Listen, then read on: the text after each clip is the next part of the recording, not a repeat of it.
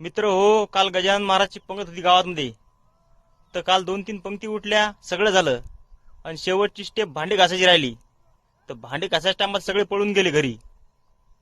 तर आम्ही तिथं भांडे घासाय फक्त 2-4 जण आणि 10-15 जण जाळापाशी उभे.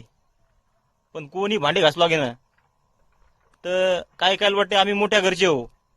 मोठ्या घरचे तुम्ही घरची आहे. इथं समाज कार्यात काय मोठं लहान आलं तर ते आमदार खासदार गावामध्ये आला तिच्या पुढं पुढं करतात, तिच्या पायात गुतायजोड करतात. पण त्याला माहिती तुम्ही कोणत्या लायकीचे आहात. त्यामुळं सांगतो की समाज कार्यात काम करू लागायचं काहीतरी.